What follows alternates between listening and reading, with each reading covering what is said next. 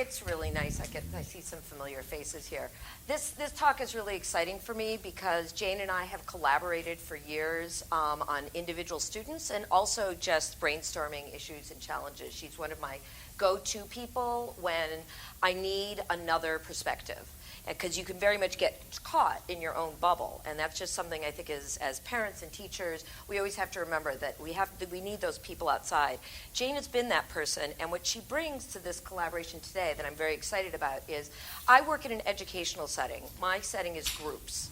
I think about groups of children. Now, Ivy Mount does have the luxury of thinking very, very intensively about individual students. But I'm always trying to think about how do we get into more mainstream settings, because Ivy Mount is really an unusual place. And so we need to just be a petri dish or an incubator for best practices to send to other places. Now, what Jane has done is taken in real-world ways many of the interventions that we've developed at Ivy Mount, and she has figured out how to integrate them into schools and work with individual families in a way that's very different. So that's the exciting synergy, I think, of what we're doing here today. So what I'm going to be doing is I'm going to be talking to you just a little bit about Unstuck and on Target, which actually is not, I always say it's not rocket science, okay? In fact, all of Unstuck and on Target is on a magnet, which you can buy for $5 at the Ivy Mount table. Because my theory was, as a parent, if you couldn't put it all on a magnet that's stuck on the refrigerator that you could run to in a difficult moment, we couldn't do it, right? Because that's just how we operate.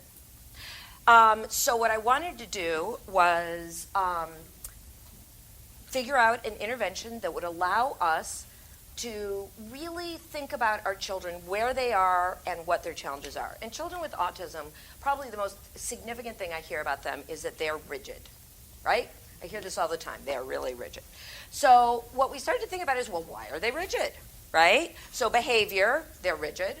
Why are they rigid? What in their brain makes them rigid? And it turns out that a big part of your brain called the executive functioning system, it is a huge part that is challenged in autism and that contributes to this rigidity.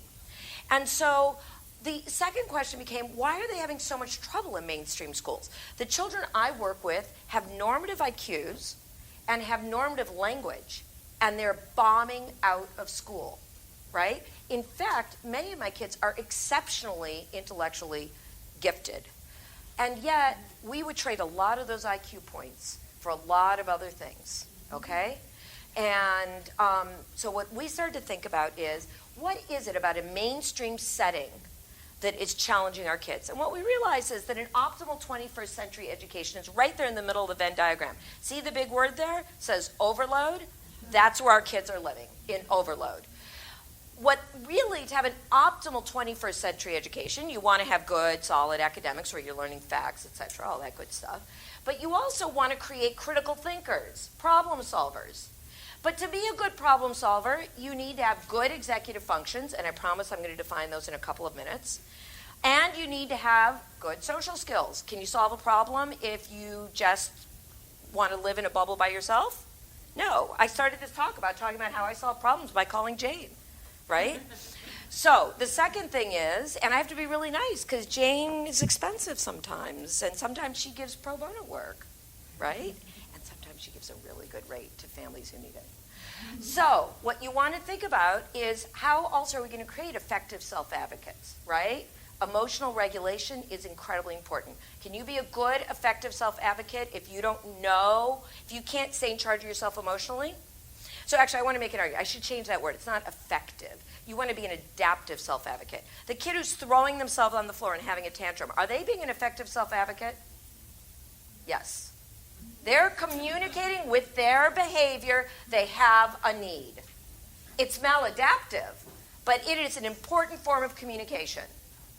We just need to teach them to communicate in effective ways. And the key way to knowing is you have to know what you're advocating for.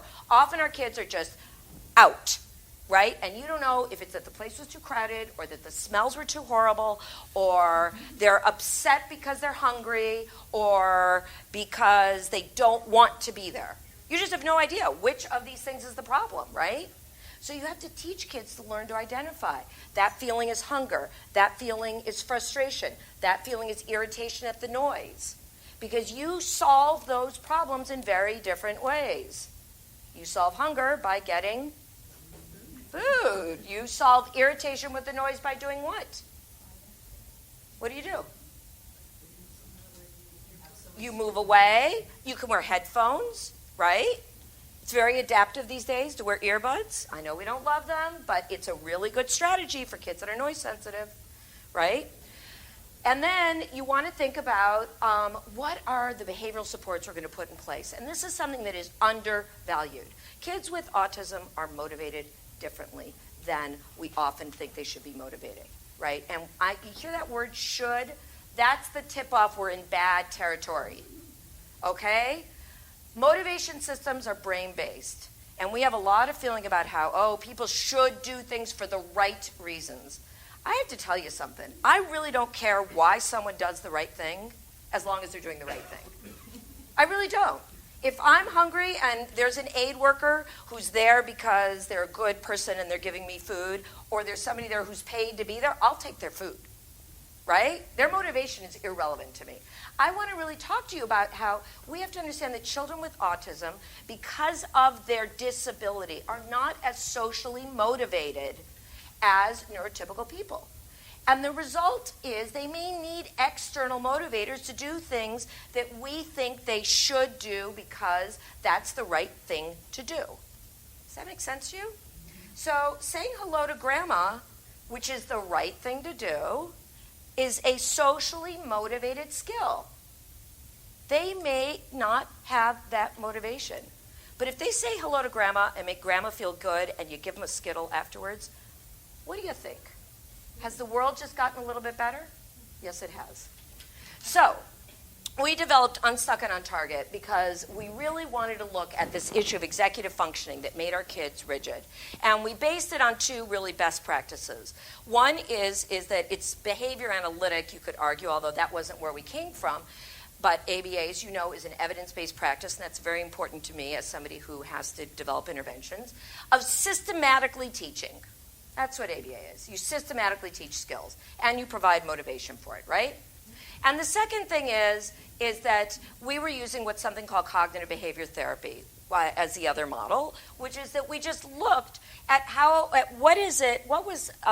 could we change and use language to teach scripts to our kids. So let's talk for a minute about executive functions and what those mean. I'll put them all up here at the same time. So executive function, just as a primer, how many of you guys know what executive function is? Okay, so is it worth it for me to spend a couple minutes for the other people? I'm going to just review it. Because we hear about EF all the time in our world, but even, my teachers, we're constantly retraining and training and adding to the training about executive function. Executive functions are basically a series of brain-based skills that are develop in the frontal part of your brain. It's the last part of your brain to develop in typical development, you should know. It explains why teenagers are so dangerous, because they've got a lot of motor skills and they're still developing all the judgment and all this stuff here, right? So let's look at the basic thing. In order to regulate yourself behaviorally, you need to have good emotional control. Make sense? Yeah, of course. You need to be able to shift. Now, shifting, this is the holy grail for our guys, right? Especially when you're asking them to shift from a preferred to a non-preferred. Are we all a little more sticky in our shifting when we're going from a preferred to a non-preferred? Yes, we are, because we're also using emotional control. Because we're saying, I really don't want to do this, I really don't want to do this. Exercise emotional control. Shift. Right? And we have to inhibit. We have to inhibit the fact that we don't want to think about that other thing that we're just giving up. We have to suppress it, even though we're really interested. How many of us, as we're shifting, are still thinking about the thing that we were doing before, right? See, I use my whole body to explain executive functions. Can you tell? Right? So as we're shifting, we're sticky. And that is how you have what's the basic function of executive function, which is just basic behavioral regulation, okay? The basics. And then there's this really important thing called metacognition. And I love the idea of metacognition. So metacognition is thinking about what you're thinking about. Okay, it's thinking about what you're doing it. You don't use a lot of metacognition when you're driving to the same place you've driven every day, are you? You don't. You're on autopilot. How many of us drive to the same place when we're going somewhere different, right? If you're somebody like me, you do it a lot. So what you want to do is think about what are the underlying issues to allow somebody to think metacognitively. Because when you're thinking metacognitively, you're thinking about, I have this long-term goal to do something. That's a metacognitive process. Or you're feeling overwhelmed, you have to think metacognitively about how to get yourself out of being overwhelmed. So let's talk about the skills that are involved there. And by the way, you can't think metacognitively if you don't have basic behavioral regulation. That's why the arrow goes up, right? So you need to be able to start something. That's actually the obverse of the shifting, of the inhibiting too, right? You have to have good working memory. This is important because you have to be able to hold things in your head while you're doing things, right? And those of us that are getting older know that working memory deteriorates as you get older. What's our compensatory strategy? You got it. And do it now, because we'll need it more and more. Planning. The ability to plan and systematically organize things. Now, everybody follows a recipe here at one time or another in their life, right? If you start the recipe from the bottom up, is that going to work? No. You have to start with step 1, do step 2, and if you skip step 3, which I actually did 2 days ago and left the baking soda out of a cake, do you want to know what happens? You don't get a cake. And it doesn't even, despite my attempt, it doesn't even taste good. So you need to be able to systematically plan and organize yourself. You need to be able to organize your materials, right? If your materials aren't organized, you walk around life like Pigpen with like things falling behind you all the time, right? And I have students actually that have defeated us on this one. The best compensatory strategy for that is electronic media. I'm going to tell you right now. Just get the paper out of people's lives, right? And then really clear labels with photos instead of words. And then the ability to self-monitor. How many of you guys can think of a way in which I have to self-monitor this half-hour presentation right now? There you go. Self-monitoring, totally key skill. Our kids actually have a documented deficit in things like time. They're doing really interesting research on autism and time. But there are a lot of other ways in which our kids are not good at self-monitoring. And so now what we're going to do is we're going to talk about, and I gave you this slide so that you could see all the clinical definitions of this. So what we're going to talk about in a minute is the scripts. But what I want to tell you is just the last background piece about Unstuck, which is the way this works. And when you're solving out a problem, and I'm telling you, you can solve almost any problem. And we had a staffing the other day with a kid that we were really struggling with a student we were struggling with. And we went back to this paradigm. We noticed the behavior. We pulled out all of the neuropsychs and all the evaluations we had, and we said, what's the brain basis for this behavior? Why can't he do it? Not why won't he do it, even though we all have those moments where we say he won't do it, but we are trained to know that it's really a can't, right? And it might be motivation, guys. And then what is the intervention you want to put in place after you've thought through that process? Because now you're addressing the underlying issues, right? So what this is here telling us is an example of this process would be that a child might appear oppositional and stubborn, right? He refuses to do work he doesn't like. Any of you guys ever heard this about children in school? I don't know. In math, he does the whole thing perfectly, but I get him to English, and he won't even lift up the pencil. Don't tell me he has a fine motor skill in math. He uses his fine motor skills just fine, right? Let me ask you a couple of questions, though, about that. What about the brain? When we're doing preferred tasks, do we override things that are difficult more readily? Absolutely. Absolutely. So if I'm doing something highly preferred, and I have fine motor challenges, right? But I love to sew. I overcome it. But if somebody gives me another task in something I don't like to do, like woodworking, I don't like woodworking. My fine motor skills just flare up, and I'm all thumbs. Go figure. Ironically, which needs better fine motor skills, right? So that is actually, it's about sometimes your motivation and also the fact that you do have an underlying issue. It's just flaring up in that moment. And so what we look at is he's stubborn, refuses to do something. He might do that because he has difficulty shifting. He may be having trouble inhibiting his desire to be doing something else, right? He may have trouble with his motivation to do it. It just doesn't make sense to him. Do you know how many kids I have standing in my office? I'd say about once a week a kid comes to me and says to me, Miss Werner, this is the stupidest thing ever. Why am I reading this novel in the 8th or 9th grade? I'm going to leave school and I will never pick up a piece of fiction ever again. And they're right. I am absolutely certain that's true. We have to explain why they're doing what they're doing. And there are reasons. And we could say, well, that's what's required by law.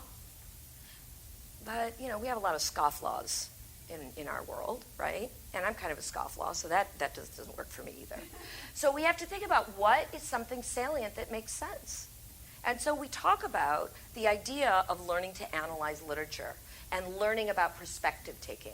That why is incredibly important. And so that gets us to intervention. Why is often one of the most important interventions we can get. I want to be clear. This is not a license to negotiate everything and debate endlessly, okay? Because I have the kids that will do that too. I will have this discussion with a kid once, right? After that, you know what we say to them? Asked and answered, right? So it's, you know, that's actually a really great script too, just for the record. Really makes your life a lot easier. If you really feel confident you've done it, asked and answered. You stop reinforcing it with attention, guys. So, but the other thing you may need to do is put more structure in place for the kid to be successful. And you may need to do things like preview how this is going to happen so that you can make the shift easier, right? And you may have to make sure that the motivation is in the right place. So, the reason we're doing this is that we think it's important to address this with the roadmap that Jane is going to be offering us here, is that we want to create opportunities for inclusion. We want to create executive function deficits are strongly correlated with functional basic life skills in the future. And I'm telling you right now, if I have one piece of advice, and I'm giving many pieces of advice, but this will be yet another, is think about your kids' functional life skills now. If you've got a 7-year-old, teach them to make their lunch. If you've got a 12-year-old, get them out of, they should be they should be putting on their own shoes. And if they can't tie their own shoes yet, that's fine, get them Velcro, right? You want independent skills wherever you can. That's incredibly important. And because their executive functioning, by the way, is getting in the way of those skills. Doesn't mean we don't need to teach them still, though, right? And we want to really always be thinking about whether we're implementing evidence-based strategies. And we could talk a lot about that, but I'm going to let that stand on its own as just a statement about really where I come from. So let's talk about this idea of scripts. We use scripts all the time. My favorite, my example is, and I'm kind of embarrassed, there's a couple people who've heard my shtick before, and now you're going to hear it again, is, a classic script is, come to dinner, right? Mom stands at the bottom of the stairs and says, come to dinner, right? That's a script. What does it mean actually? It means stop doing what you're doing. In a fantasy world, it means put it away. Come down the stairs, wash your hands, right? Now, this is what I love, because parents always stop there, and they always say, go sit at the table. And I'm like, not in my house, right? Because remember, I'm the one that says asked and answered. It means wash your hands, come help set the table. You might have scaffolding around that. You might have placemats that show where everything goes. Come set the table, get the water, and sit down and let's have dinner. But that's what the script, come to dinner, means. And we teach it, right?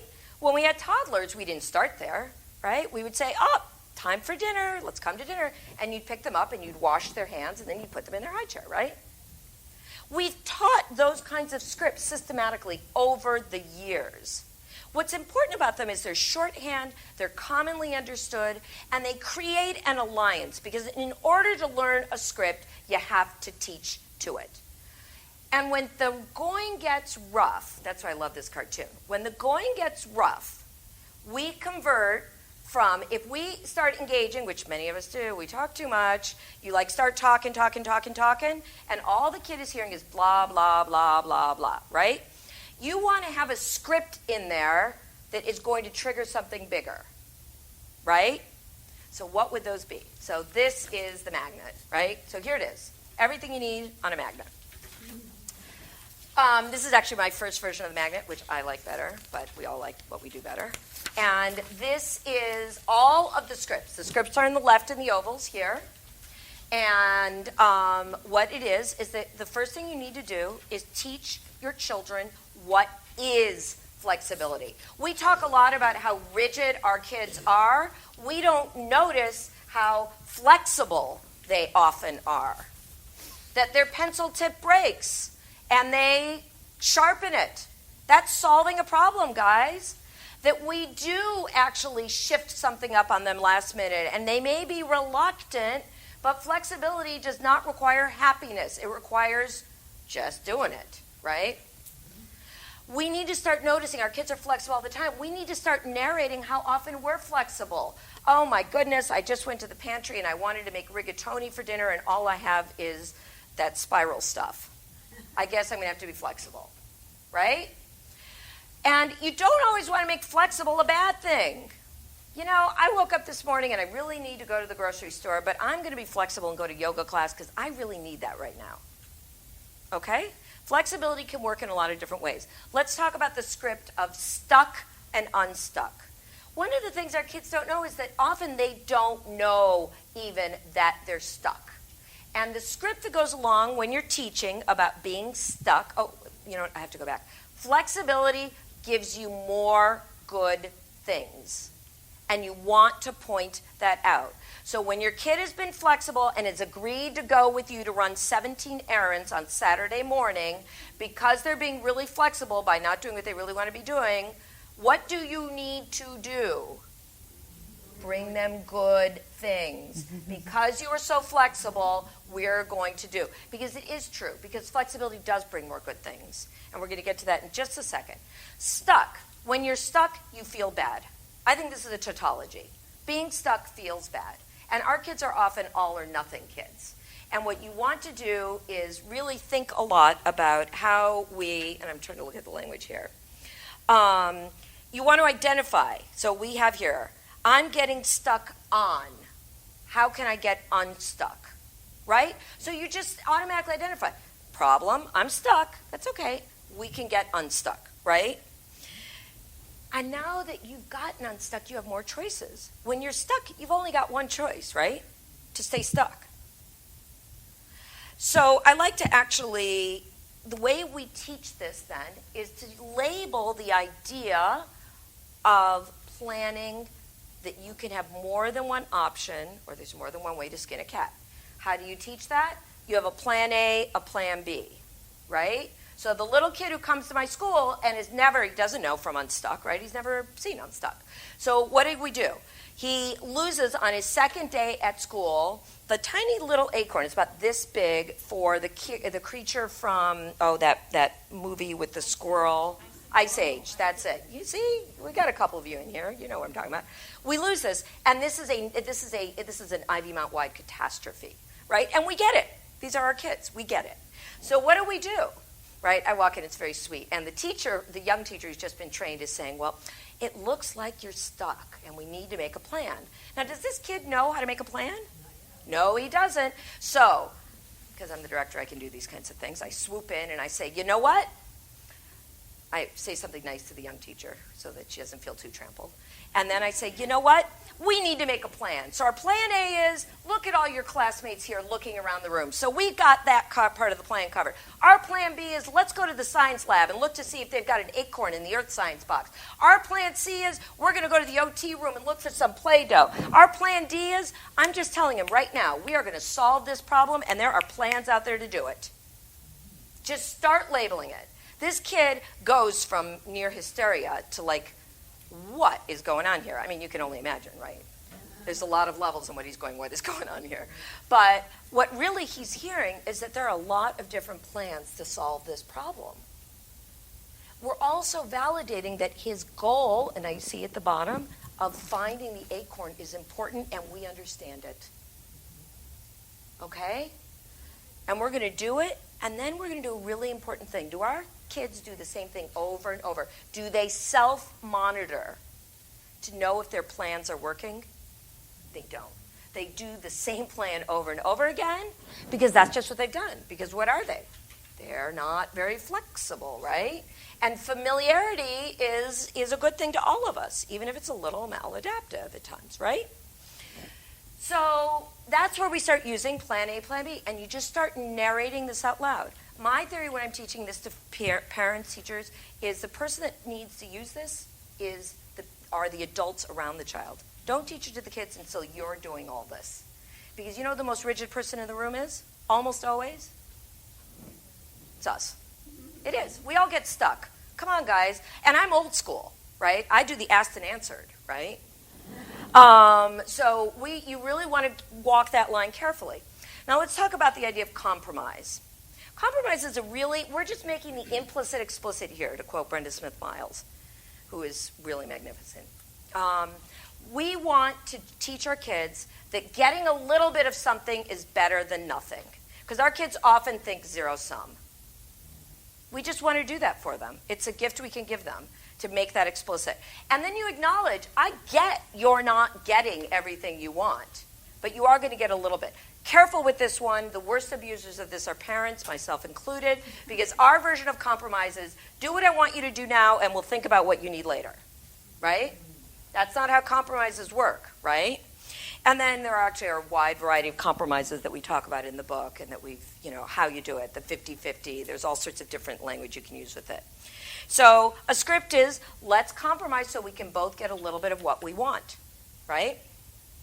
Now, I love the big deal, little deal script. This is an important script because our kids feel things as big deals. So what we really want to do when we're teaching our kids about big deals and little deals is teach them they can turn a big deal into a little deal, right? Not that it isn't a big deal. And how do you turn a big deal into a little deal? You make a plan. You got it. You can I'm telling you, this works really well on husbands, wives, co-workers. Right. All right. So the point is that the other thing I really want to do, and this is actually just kind of a list of all the things I skipped here, is you need to accommodate our kids. You have to teach them in order to remediate. Accommodation has a bum reputation. Let's remember, if they're overwhelmed in the middle of that Venn diagram, they're not learning. So I actually have to say, I include this slide on all my presentations, and you have to get out your magnifying glass, but it's like every strategy I can think of in one thing. So that's my kind of little giveaway to you. You don't need me to talk about them all. So, but a couple of the big strategies you need to do in order to be effective is you need to make things visual. This is really important. Make things visual. When possible, stop talking. Buy a whiteboard, write it down, grab a piece of paper, write it down. The real benefit of an 8.5 by 11 piece of paper, and you guys know me for 20 minutes, but do you think I talk too much when I'm talking to kids? Oh yeah. 8.5 by 11 piece of paper, you have to choose very carefully what you're going to say. And my favorite strategy of all time, and I would really recommend this for you guys, is the flow chart.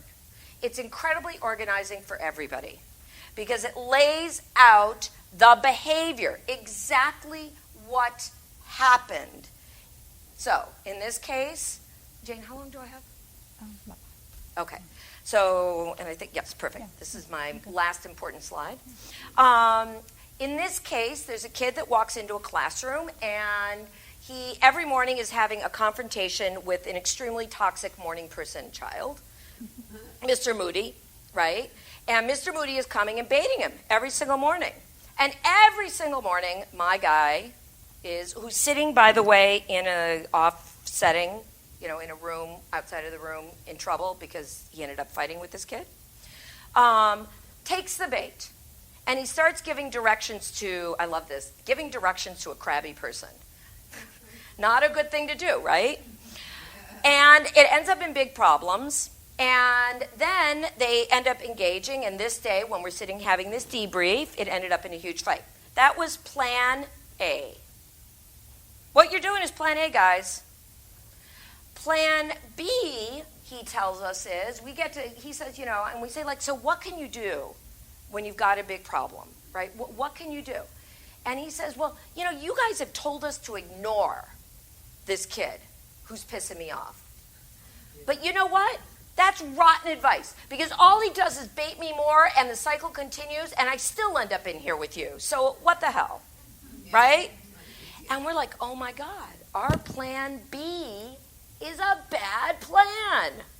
So his plan A was bad. Our advice is bad. We need a plan C. You got it. So we suggest to him that when he gets the big problems, he can go talk to Mr. Lester. He can tell Mr. Lester what's going on, and Mr. Lester will take care of things. And then I love this, all's well that ends well. I'm sure he doesn't feel that way, but the teacher felt like it would. And that's a decent plan now, right? Because he's really confident Mr. Lester will deal with it. He's got a good relationship with Mr. Lester. But really what we would like to happen is maybe he could change his behavior a little bit, because what happens is Mr. Moody comes up to him, and Mr. Moody's desk is in the far corner, I admit, right? Because we know this is a problem. But his desk is here, and he's getting his stuff, and Mr. Moody comes up to him. You know what my guy does? He's stuck. And it's like he's rooted to the floor in front of his desk. He will not move. Why? Justice. This is my desk. I shouldn't have to move. He should have to move, right? All sound familiar, guys? And he's totally right. We validate that. But what's his goal in this situation? To get this situation resolved, right, in a peaceable manner so he's not in trouble and he can go back to his desk. So if he just uproots himself for like 15 seconds, walks over to Mr. Lester and say, he's baiting me again, right? Mr. Lester will take care of the problem. So we're teaching him also that being stuck, standing at his desk, in this case literally physically stuck, and walking the 3 feet to Mr. Lester, who, by the way, knows this is going to happen, so is he going to ask him to walk to the end of the hall? No. He starts to change his behavior. So his plan D is effective. It doesn't get him in trouble. He gets a ton of reinforcement, because our version of all's well that end wells, not only are you not in trouble, which is the absence of a problem, which is a good thing, but a little amorphous, is he gets lots of other external reinforcers. So in the case of this kid, he really loved to walk up to the local place to get lunch. So when he had 7 days where he had actually moved his body, he walked up to the local place to get lunch. Now that's all's well that ends well. Right? All right. But in sort of pulling this together is this idea of a plan A, plan B is incredibly important. Littler kids, they can draw it. Before they have a play date and you know there's going to be a problem, just have them draw it. This is plan A, this is plan B, right? And plan A can be where the issue is, right? This is actually done in a mainstream school. We've brought this actually to DC public schools. Fairfax County is doing some of this. I've actually collaborated with some DCPS teachers as part of a program Ivymount is doing. And we've brought this into mainstream classrooms they've helped extraordinarily in classroom management. And what the teacher did with this plan A, plan B is every kid in that class has some shtick, some issue. And he created an individual scenario around whatever that issue was, and he had the kids do a plan A, plan B for it. What do you think happened around those issues? All he had to do is say, what's your plan B, the script, and what do you think they could do? They could shift to implement their plan B. Okay? So that's kind of the magic of Unstuck. The devil is in the details. We all know that. But I really would urge you to think about how to implement it individually. And it's all on a magnet. Okay. Thank you. Monica, thank you so much. Monica's so amazing at taking what Ivymount does on a daily basis and translating it for us. Thank you. When we were preparing our talk, Monica was very helpful in trying to say, let's make this understandable, right? Let's really take that, all these terms that go with executive functioning and make it understandable to us. Do you guys feel like you have kind of a good understanding of a term called executive functioning and what some of those strategies might be that can help address those? So I thought what we could do when we discussed how we might present this for you guys, not everybody has a luxury of enrolling their particular child or student that they're here thinking about into a group-based setting to look at a very systematic, unstuck and on target plan. What we do in our setting, we provide a consulting service in homes and schools, and we train parents and teachers to do these strategies as outlined right today. You know these strategies, you've heard them today. And I'm going to take you through a few case scenarios to make it real and to give you some examples of how this can be done, so that you don't also leave here saying, if I can't get into this school or I can't get into this whole group-based program, I can't do this, because that's not true. So I'm going to take you through some scenarios. You'll see here that it might be a good place to start to look at what a possible roadmap might be for that. And this is a roadmap that you're going to have to start thinking about now. Maybe who do you have in mind? Is it your child? Is it a student? What roadmap can you have as you go forward from what you've heard already today? Let's start with first looking at the identified need. More than likely, most students that we're here to talk about today, with or without autism, right? We work with a variety of students that have executive functioning needs. They most of them have a neuropsych evaluation, an IEP that looks at present level data that talks about what their needs might be. So the first step in a possible roadmap for you all may be, what is in the information that could be brain-based that you know already? So look at your IEP. Look at those neuropsych reports that you've already had done. The next step might be to think about, will this unstuck program work? Will this flexibility, is the child ready for that? There are some prerequisite cognitive skills that we're assuming that a lot of the kids, if you've heard Monica give examples, you can probably see that there's some cognitive skills. If you're going to use scripts, not that it all has to be written language and a child has to be this high level of reading and comprehension. We can still accommodate that, but the child does need to have some ability to understand and apply these from a cognitive standpoint. We work a lot with children with problem behaviors in our consulting work. So if there are a lot of interfering problem behaviors, that may be a place to start first to address those so that the child can be more amenable to being open to this type of approach. So that would be step 2, is to look at, will this work? Is it the right time? Does my child really have these needs? Right? Then you're going to try to make a plan, looking at the scripts we've discussed, maybe break down what types of scripts might you start with. You can't start with all of them. Don't try to start with all of them. What 1 or 2 things seem most appropriate to my child, the student that I have in mind today? So thinking about those scripts. Now, the information, as wonderful as it was coming today, you can tell it's a lot. So there's some resources at the end of the presentation. We'll put them up overhead if you want to write them down, depending on, if you need to copy them further. You'll have these in the handouts. There's some book references that you may want to get to really read and research it. Okay, so I call this making a plan so that we can help our child make a plan.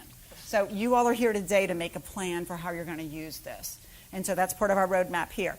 Number 4 would be to make sure that you have good motivation. Well, ourselves, that we're motivated and we're ready to do it, but here I'm really talking about that the child's motivated. And we're going to go into the helping them make a goal, making a shared goal with the child. I have some examples. But then why? Monica alluded to this a great bit today. It was worked into many of the slides. Why is it meaningful that the child sticks their legs and move over here? Because, well, they're going to get lunch down the street, but they're not going to get baited, and they're going to feel good about it, and they're going to get their needs met in the end because the teacher helped them. So why is this important? Yes, that's your desk. Yes, that's your space. But why is this better for you? So that motivation piece we have to think of.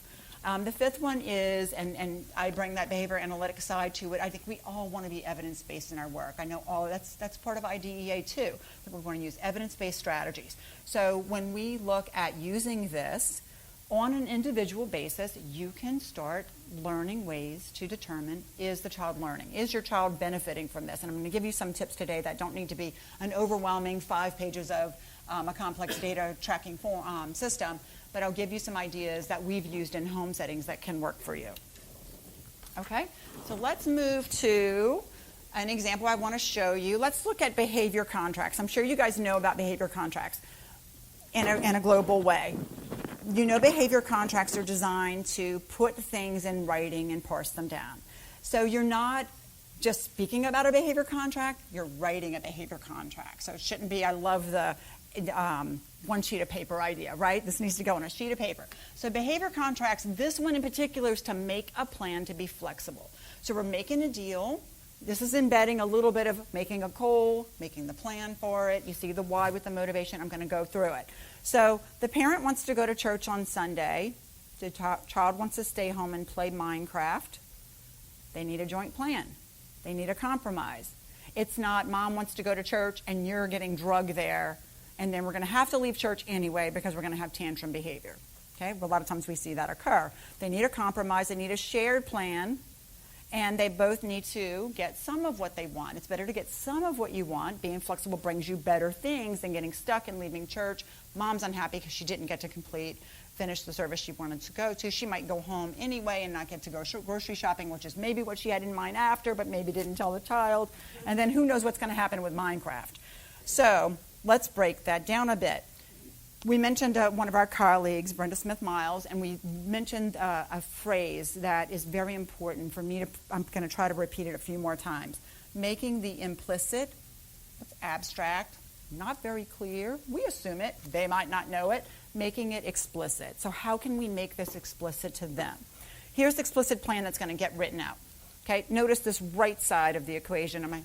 This right side is basically what the contract is. You don't need the left side. This is what I'm telling you guys, is that the parent wants to do this, the child wants to do this, where are we going to go? Let's make a behavior contract to be flexible. Goal would be for Joey to go to church and then get to play Minecraft. Why? Church is important for growing up and being a good person. This is the contract possible wording this family might come up with, right? That's a value for their family. Here's the plan. The plan they're going to come up with. How about we, right? And the child's going to have to know mom's giving something. I wanted to go grocery shopping, but I'm not going to do that because how about you go with me? And then it sounded like you wanted to go to lunch because we're talking this all out. We have to have this discussion. We're going to write it down on the dry erase as we're going through. And then we're going to get that plan. We might even sign it after, right? Joey goes to church from 9 to 10:30. Let's be very black and white and specific. Let's enter into how that brain-based process is working for the child. Let's be very clear. Joey and mom go to lunch after. Joey, you pick. Okay? We're going to go straight home after, and you're going to actually get 2 hours this time of Minecraft if we can get to the plan. Let's finish our plan, right? It's a sequential order. So again, we didn't list it here, but how about checking to see if it works? Coming back and say, did it work? Would we do that next time, Joey? What do you think? Having that little bit of post-discussion on it. So you can see in that orange part too, if you're teaching the compromise, because this crosses over many. It's goal, plan, do, check. It's compromise. It's that behavior, making it visual. So if you're teaching compromise, just making sure Joey knows how you're compromising. Let me talk to you guys about Nick. I have only one slide about Nick, and then I have 2 more case scenarios to go through that are a little bit more bring it from what the testing showed and how you might use this. For Nick, Nick is a child whom we worked with in a home setting, had very out of control behavior. He is an older elementary age child, and he had significant executive functioning deficits.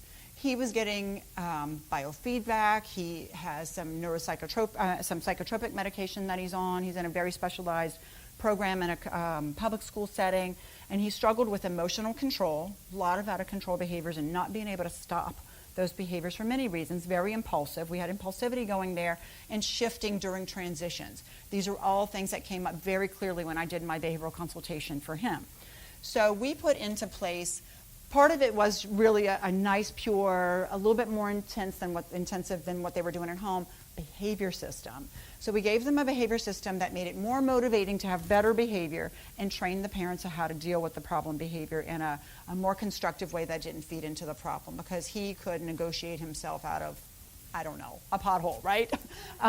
So we wanted the family to learn these skills, and they did. And I won't share, it's a little bit beyond this, but the data looked fabulous. He benefited so well. It was a lot of work, and it was probably like an 8-month behavior process of us working together. So then last summer comes up, and the parent says to me, I really want to try this inclusive camp. So it's not a special ed summer camp, but do you think he's ready? And so to approach it systematically, we said, how about I talk to the camp director and find out what the camp's about? And how about the goal is for us to build rapport, because we want our kids included. So how about we don't hit them with, he's got this level system, and you need to do these motivators, and you need to do all this, and try to see if they'll kick him out of the camp before he starts. How about we talk about his progress, talk about which is, of course, truly the case, the amazing child that he is, and talk about, once I can just stop and hear from them how their camp runs, maybe, how about if I give you a cheat sheet that's one page, again, going back, I love it, going back to the one page, a cheat sheet that will outline some things that will help Nick be more successful, not his real name, right? Be successful in your camp. And the person, of course, we love that. Right, awesome.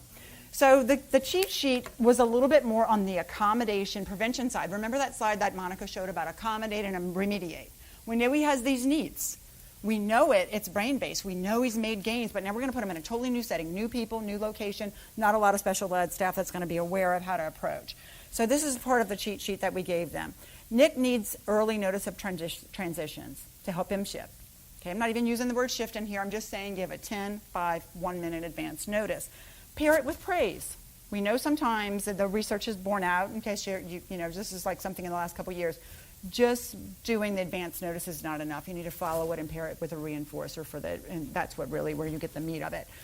Make expectations clear in advance for Nick, but show them visually. So starting to talk about write it down for him instead of telling him. If you have something big going on, use that schedule. Prepare a daily schedule before arrival. Try to have it ready each day. Represent changes. Even if you need to say, uh-oh, pizza day got canceled. Don't just tell them and blurt it out to the group, because that's going to be normal to do in an inclusive camp. But put it on the schedule in writing before you even say it and say, I have a change to talk to you about. Okay, guys, maybe even as you're saying it to the group, he needs to see it showing, even if you're already walking down to the cafeteria to not have pizza. He needs a chance to see it on the schedule as a change. So even if it's an immediate one, we need to be able to write it down for him. And, of course, to avoid the excessive language, slow the pace when you talk. Let him process it. And this will help him to regulate his behavior. Remember the emotional control and regulation? You see how all these pieces are embedded while gaining that rapport to have him be able to be included. And he actually was really successful in this camp. I was so excited for him. That was last summer. Let me talk to you about Susie for a minute. And I'll get a little bit more into Susie. I want to give you an example of a child with whom we use the Unstuck and Untarget program. And this little girl was a first grader at the time, and she was in a general education private school. So she's in private school, but it's not at all a special education setting. And she had a neuropsychological done, and it was very detailed. And we know some of our fabulous neuropsych evals come from Children's National, right? Their autism program, very, very specific. So I'm going to overload you with a minute for a second here and say, this is what I pulled this from her neuropsych eval. She had weak pragmatic language skills, fine motor deficits, significant executive dysfunction. This is a report, of course, going to a parent, right? And I got provided with a copy of it. What are they to do with that? They're saying, and this is fabulous, it's a fabulous assessment, but it says, your child has difficulties with behavioral inhibition. That means they're impulsive. She's impulsive. She has cognitive and behavioral inflexibility. And when I hear it as a psychologist, I can see it translate in what's happening. She's having a very hard time in first grade. She's under the desk all the time. If someone doesn't share something with her, she starts screaming and yelling, so it's limiting all of her social opportunities. It's stigmatizing her. She's not making it through first grade. The parents really wanted her in this parochial school because of what their family values were, but all of a sudden it looks like that choice is closing. Okay? Emotional control her really lack of emotional control was impacting her learning, social ability, and her ability to demonstrate her knowledge. Her IQ was very high, which is, I think, in part why she did very well on the Unstuck protocol, because she had some solid intellectual skills to really be able to internalize it. So, what are we going to do with that? And that's where I bring that up. You might see this in a child's neuropsych evaluation, and now we need a roadmap. We need our plan. That's what we're here today to do, to get a plan so that you can go home and help them, your child, implement the plan, their own plan. But here, what does that mean? What do we do there? But that might be what you see on those evaluations. So, what was her plan? Lucky for us, we had a first grade teacher, just a regular first grade teacher, who somehow got very interested in Unstuck and Untarget, behavioral flexibility, language, and executive functioning. And when I first went in to observe her, I'd already met with the parents, and I went in and they said, go observe during art or Spanish. she'll be on the floor, she'll be screaming. Just watch what happens. And so I went in, and I did see some of that. Yep, saw some of that during the assessment phase. And then the teacher and I met in a separate room after. First time I'm meeting her, and she starts using this language. She's having flexibility issues. You know what, if I could help her make a plan A, plan B, it'd be better. And I thought, where did you come from? Come to find out, she's actually had some exposure to the Ivy Mount program at some point. And I thought, we are going to get there. We are going to get there. And we did. So what we did in school is to first start off teaching flexibility language. We were teaching staff the flexibility language to model with the child and having the child use flexibility language. I'm stuck. This is hard. Wow, I can't get past this. So it was teaching, and then you used the term, I think you said it, I know it was in your slides, about live out loud. We were saying, let's live out loud. I'm sure I didn't use, I'm going to start using that exact phrase. But it's basically what we were doing in hindsight is live it out loud. You say it. She'd call her up to her desk and say, it looks like you're stuck. You know what? I've gotten stuck too because the photocopier wasn't working this morning. She was modeling flexibility and also giving Susie, in this case, the language to use it. We were looking at triggers for Susie, changes to her schedule, not getting her way, like I'm not the line leader, right? I can't get the book that I wanted. I observed this directly. They were in small group on the carpet, and I wanted to read the book on whatever it was. And you took my book on Johnny Appleseed, and that was my book. Because I'm on the list. I'm on the list to have it next. All that stuff with not being flexible, letting a topic go if a friend didn't follow the rule in class. Wow. She was a big tattletale, right? She had a hard time with the black and white, and it went out to all the kids in the school in her class. So initially, what we started is, I'm going to show you another slide to make this make more sense, but we started with giving her some motivators for being flexible. We outlined what we wanted her to do. We lived out loud with the language, and we gave her what we called flexibility points.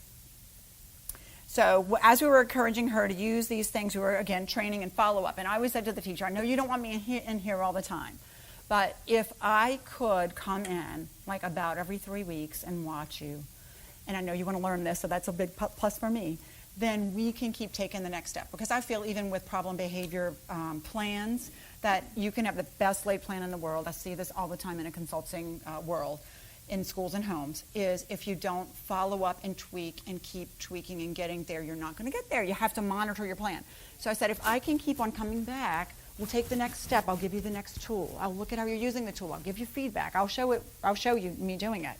And we'll get there. So the catching it, finding it, shaping it.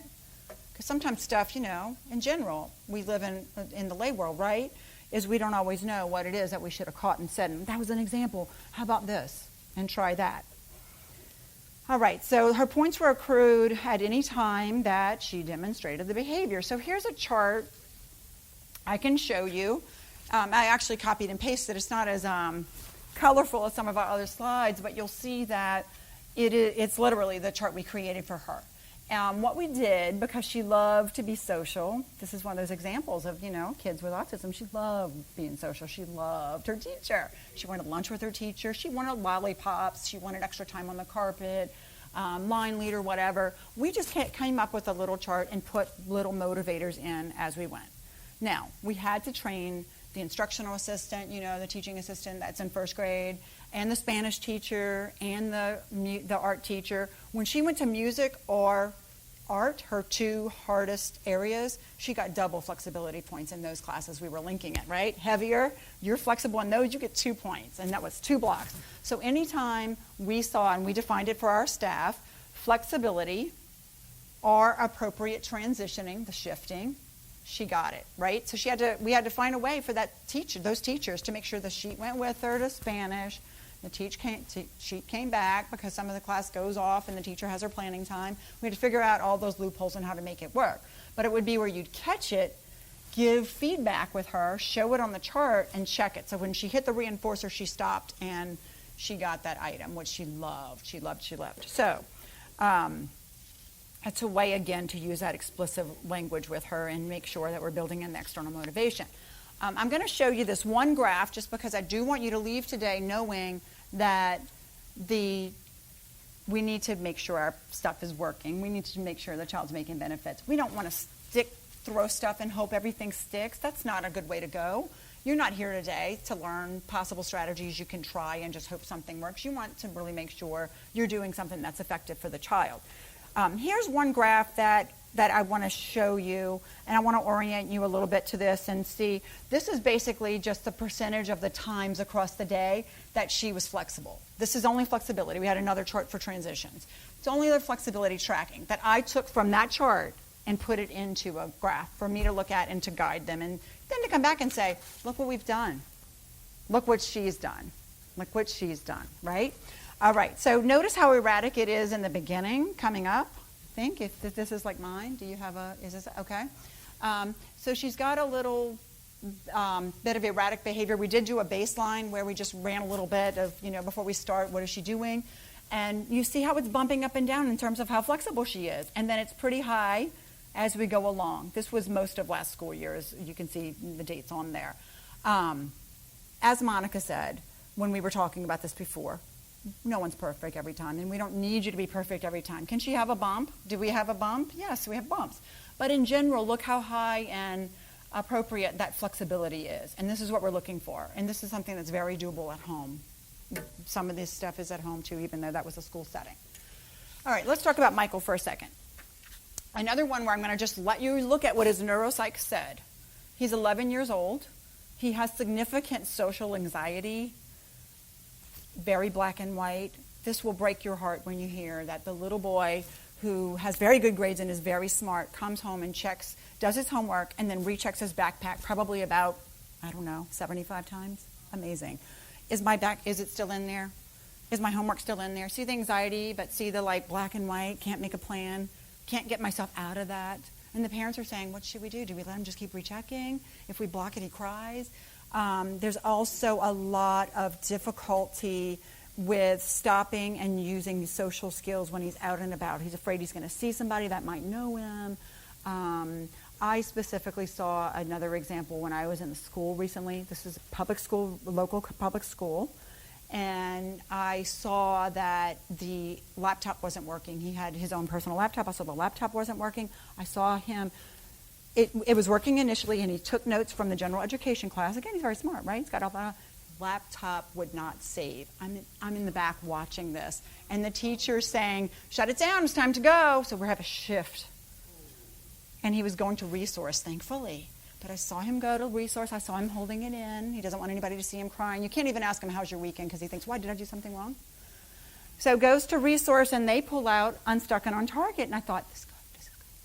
But how it gets translated, there was some discussion that had to happen after the fact.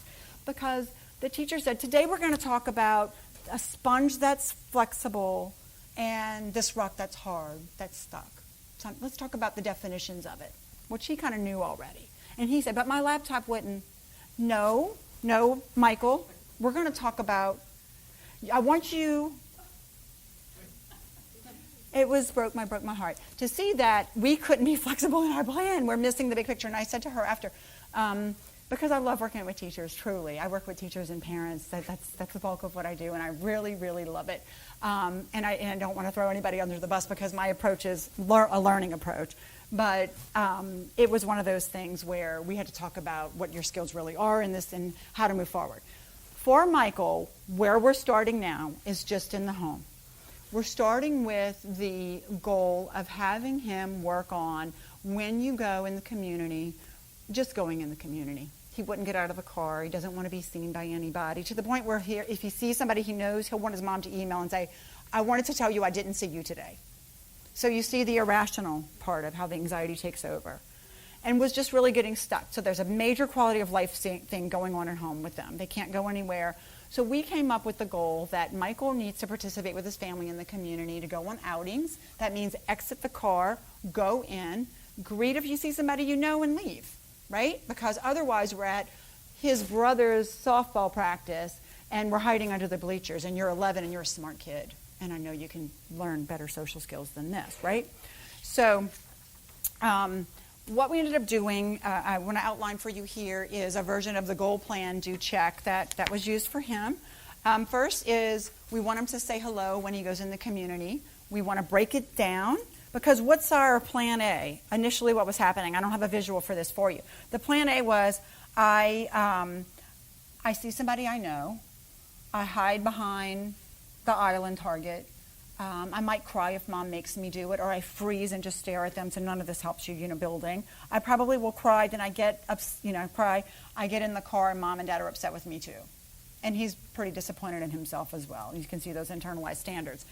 Plan B would be greet, but how about if we say it's going to be just an eye contact, that periodic eye contact, right? See it, do it, 5 minutes, you're out of there. Right? If we can make a deal with him and tell him his parameters, that's our compromise. I told mom and dad, you might say we want to go to the pizza place. You go into the pizza place, and then you be willing to leave after the X amount of time. So we did this. Go find someone, go to a place that we're going to designate, find someone you know, scan the area. If you see someone, you're going to make quick eye contact, say hello, and that's all you need to do. Okay? Now we're going to have to build external motivators for him and to help with his anxiety. I realize this is a complicated case. It's not straight on the executive functioning because we've got a lot of anxiety piece going on with that, but it was training and coaching the parents. This is the sheet that we're using currently. We just really started this plan just a few months ago. So we're identifying some locations. We were giving him the option of pulling it out of a grab bag, how far in advance we tell him, and that we're going to only practice once a day. And if every time he completes the requirement, we're going to give him a yes and give him a flexibility point. And the flexibility points lead to Slurpees and fun things, and maybe to say I want to exit a practice, skip a practice or whatnot. And this was happening for him. And I love this. This is where that cognitive perfectionism is working for us. The parents brought in this sheet. I wanted to scan it. This was after. Last time I was there, and they showed me that he's been filling it out because he wants to get his flexibility points. I love it. I love it. Okay. Another way to measure outcome, too, might be that he could self-monitor. We're going to go to the pizza place. You had 2 chances. Were any of them where you did the 5 minutes and you made eye contact? You made the plan. You did it, right? You weren't stuck, right? How about grandma's house? There were 14 opportunities. You said hi how many times, greeted her, quick hug, and then you can leave, right? Those types of things. These are some examples of other ways that you all can monitor. This, again, was a home-based plan. Okay. Let's move in. Those are some case scenarios to just give you, again, broaden the perspective from all the options we presented today. The last couple of slides are going to do a little bit of an overview, but this one will be pitfalls. What things can you anticipate and make a plan on? I love that we're doing like this metacognition of how we can use Unstuck on ourselves, right? So the pitfalls can come up. They will come up. Don't want you all to be discouraged, much less the child, but for you all. So finding a common goal. A shared goal. Remember the shared goal? It's not just your agenda. Is the child motivated? Do you have their interest? What are you attending to? Are you being flexible? I know that. I know. We're all, parents here, right? I know it's hard because you have to get your errands done. Are you accepting incremental success? How about starting with a non-emotional time? We talked about when we start with Michael, the last scenario I gave you, it should be in a pizza place that's in the next town. Are you okay with driving to Springfield to practice this? Because I'm sure he won't know anyone there. And that's how we started. It's just to set him up 5 minutes, and then you exit, and he gets it. And we start pairing it with reinforcement. Okay? Then building up credibility. Why? Because, and what this means is when you make a deal, you stick to it. Because the parent said to me in the last meeting, oh, he's been doing well, so I threw in 3 practice times in a day. You told him once a day, right? Because he needs to know you're going to make a deal and you're going to stick with it, and then that's how he's going to engage in it. Here's a slide to leave you with. Monica and I thought we would just kind of put a roadmap up there again for you and then take some questions for the remainder of the time, is to say, here's some potential things, right? Reviewed your testing. You're going to need to increase your knowledge a little bit beyond, this hour and a half talk or whatnot today, hour and 15 minutes, really to look at some of the references we're going to give you to learn more, to get working with a professional that can support this for you in a group-based and an individual-based. We're thinking in the fall of starting some more groups in our office in Herndon, so if you're interested, you can always contact us to get a screening. But we're looking basically at just us in general right here today, how to create a plan to meet your child's needs, implement the plan, track if it's working, right? Adjust as needed. We call that goal, plan it out. Have a goal, plan it out. Do it. Did it work? Revise. And maybe parting thought. If it doesn't work, is it the child's fault? We need a new plan. It's not about you didn't do it right. What's wrong with you? We need another plan. So that's why you go to the check and then you revise, and it's teaching them a life skill, right? So I'll put the references up here in case somebody wants to copy those down, perhaps. I may have flipped right off of it. I think I closed it. Can you see it? Okay, you can read those? Okay, perfect. What questions do you guys have for us today? Yes? Do you have a thought? I would start with saying that even though it's one piece of it, is there an IEP goal that links to this? That there's some samples in the back of one of the books, in one of those books that you referenced. Yeah, the parent manual. Second one? The executive function, the blue one. I hate the titles. Yeah. So, my thought about this is that you have to be really careful. Compromise is not a license for infinite negotiation. The idea about compromise is you have to be really clear on what the goal is. So, the way that often our kids try to abuse this, right, is they want to escape, basically, something. They don't want to do something, right? So they think they're going to negotiate a compromise to get out of it. But what we have to do is help them understand why what it is they're trying to escape might or might not be important. Now, they are often right about what they're trying to escape. In other words, often it's busy work, it's meaningless, it's not salient to them, and it's designed to support the teacher and their classroom management rather than their learning and their process, right? So if you can actually work with the teacher to come up with some criteria where there's not actually compromises going on that are negotiated on the moment. But the goal, for example, one of the things that I talk a lot about in schools is to talk with your child's teacher about what are the mastery criteria for a task. Because our kids are really bad at rote repetition and just doing it over and over again. That just doesn't work for them often, right? So if you know what the mastery criteria is, the reason a teacher has 100 problems on a worksheet is to get some fluency and learn, but often it's also to buy some time so that she can be doing other things with other kids while the kids are busy working away. This is not a bad thing. This is education in groups, okay? But if your child can't tolerate that because, Mom, I know how to do it after 10 problems, why is she making me do the other 90, right? You need a plan B. So the goal becomes not do the worksheet with 100 problems. And the teacher knows this. They just have to, bringing this up to teacher's cognitive level, that the goal, she's got two goals.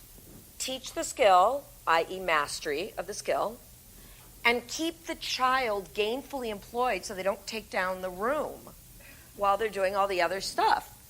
That's just called good classroom management, guys. This is not a bad teacher. It's not a mean teacher. Just the reality. So if we work collaboratively with the teacher to say, my child can't tolerate this, and I get you have your job to do, which is to teach them. So we need a plan B where the teacher just immediately will say, when you've got 5 in a row right, you can go read your book. Child is now neutralized, right? Because your kid is objecting to something that's really, really, honestly to God, hard. Now, there are no choice situations. And you should use them judiciously. You should remember you can't make a kid do something. We might think going to church is a no-choice situation, right? There might be a lot of reasons you might think that. But it actually is. Because if they throw fit and you end up somewhere else, you end up compromising anyway, right? So you might as well front-load this process and do it in advance. What your teacher is basically saying is, she's tired of just the constant back and forth and discussion. So you also might need a plan in place where he only gets to develop a compromise a certain number of times a day with the teacher. Too. Or already because you don't want to, right? You don't want to reinforce that everything is a moment to compromise, right? So you go in, you get some accommodations that are reasonable for why you think. You notice the pattern. This is the approach. You evaluate the pattern. What is it that's going on? Where is he doing this the most? You figure out some reasonable accommodations, and then you start saying, asked and answered, right? No, go back, do your work. Mm-hmm. And when he has and the teacher needs to learn how to do that too. And when he does that, you need to reinforce him. externally. I'm glad that this question got presented, because it could seem that the idea is to do plan A, plan B constantly throughout your day and never leave your house. But we talked about how you mentioned the idea of choice, no choice, because some things, like you said, they really are a choice, but that is also another strategy that can be implemented too, that maybe the seat work is not where you're going to compromise, because we know you can do it and we have to get through that time, and that's when we're learning together, but the why is got to be there. Why is that? Because we get all of our work done and then we can move on and get extra recess time. Yep. Choice, no Yep. choice. What is negotiated? Okay.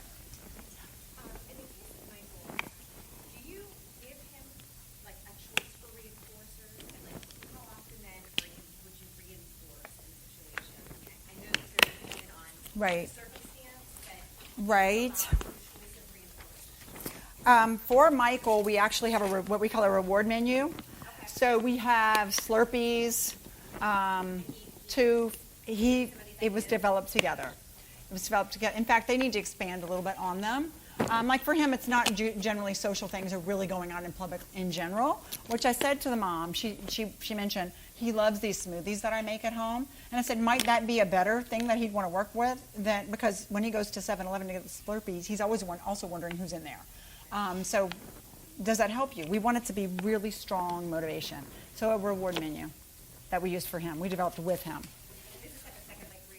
The points always, for this, how we designed his, and it can be many different ways, but how we designed his is we made a deal with him in advance. He knows his plan. Means points lead to the reinforcers. And getting these only come from points, not any other free kind of way. So that. Like that short-term reinforcement, long-term is the actual. Yes, but let me expand on quickly and say this part is that we also are preloading and priming. We're doing a practice today. So he knows that means a point available, right? We're doing a practice today after school. And then that leads to, so because he came home recently and said, I said hi to Mary at school and I'm going to write that on my chart. Which, that was their question. Do we let him get the point for that? First of all, he's a very honest reporter because he's very black and white. So I'm sure he did say hi to Mary. So we kind of went with it because we